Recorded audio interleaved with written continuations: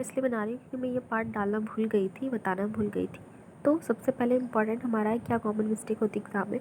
सबसे पहले हमारा दिमाग काम करना बंद कर दिया, तो वो हमारे हाथ में नहीं है, तो उसको छोड़ो। जो हमारे हाथ में हम वो क्या कर सकते हैं।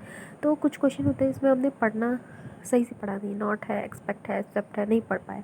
तो उसमें आप क्या कर सकते हो, इसका पता आप ऑप्शन से लगा सकते हो। जब आप ऑप्शन पढ़ोगे तो आपको लगा एक से ज़्यादा आंसर इसके सही हो रहा है, तो आपको लगे शायद पढ़ने में कुछ गड़बड़ी हो गया, तो आप दोबारा क्या कर सकते हो, उसको देख सकते हो क्वेश्चन को, क्योंकि कुछ पढ़ने में तो गड़बड़ी नहीं करती हूँ मैं, तो आप दोबारा पढ़ लो क्वेश्चन को।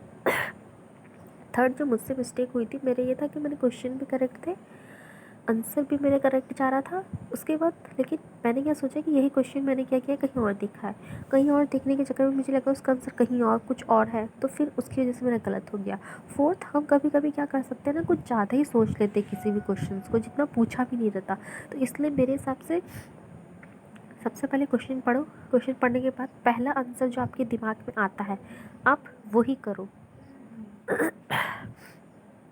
अब सबसे इम्पॉर्टेंट नेगेटिव मार्किंग कैसे कंट्रोल करें, तो इसका सीधा सिंपल मैं यही बताऊंगी आपको फंडा, कि सबसे कम से कम आप रिस्क लो, कम से कम रिस्क लो। ये मत सोचो कि ज़्यादा रिस्क ले लिया, कभी भी ज़्यादा क्वेश्चंस भी नहीं करना है, बहुत कम क्वेश्चन भी नहीं करना।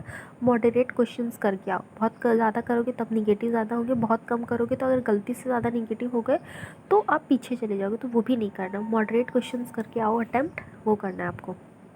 उसके बाद हर सेक्शन में आप कोशिश करोगे दो दो ही निगेटिव लो, ज़्यादा निगेटिव मत लो। और ये भी आप कोशिश करो कि लोग बोलते हैं 50-50 वाले क्वेश्चंस भी करके आ जाओ, मुझे तो लगता है 50-50 वाले क्वेश्चंस बहुत कम ही अटैम्प्ट करने चाहिए, ज़्यादा नहीं करनी चाहिए। और मुझे लगता है क्वेश्चंस होते भी कम ही हैं ऐसे जो 50-50 वाले हों, कुछ आपको 4-5 क्वेश्चन मिल जाएंगे, तो आप इतना अटैम्प्ट कर भी सकते हो। अगर आपको ज़्यादा इससे क्वेश्चन मिल रहे हैं तो मैं तो ये बोलूँगी 4-5 से ज़्यादा मत अटैम्प्ट करो। और मैं ये बोलूँगी कुछ क्वेश्चन ऐसे होते हैं जिसमें आपको 50-50 भी नहीं होता, पर आपको लगता है ये आंसर होना चाहिए, मैं तो आपको वो भी मत करो मेरे हिसाब से, क्योंकि नेगेटिव मार्किंग सबसे ज़्यादा है कि आप किस तरीके से बचा सकते हो, तो वो क्वेश्चंस भी मत करो। क्योंकि बहुत सारे क्वेश्चन ऐसे होते हैं जिसमें आप 70 से 80% श्योर रहते हो, तो उसमें से आपके चांसेस निकल जाते हैं गलत होने की। 100% वाले में तो आप श्योर हो कि सही है तो वो तो सही रहेगा, लेकिन 70 से 80% वाले में जिसमें हो ना आप, अब वो करोगे भी और आपके उसमें से ठीक ठाक आपको गलत में निकल के आ जाएंगे। तो आप पहले सोच लो पेपर के अकॉर्डिंग कि मुझे 10 से 12 ही निगेटिव करना है, उससे ज़्यादा मेरा निगेटिव नहीं होना चाहिए, क्योंकि आप जितना सोचोगे उससे 5 तो आपका ज़्यादा निगेटिव होगा ही होगा। अगर 15, 16, 17 तक आपका निगेटिव आके अटक रहा है मतलब वह सही है, उससे ज़्यादा अगर निगेटिव हो रहा है तो दिक्कत हो जाएगा। इसलिए इस तरीके से आप अपने नेगेटिव मार्किंग को कंट्रोल कर सकते हो, ज़्यादा करने के चक्कर में कभी भी मत रहना। तो अगर आपको मेरी ये वीडियोस अच्छी लगी हो, पहली वाली और ये वाली, तो प्लीज़ मुझे सपोर्ट करिए।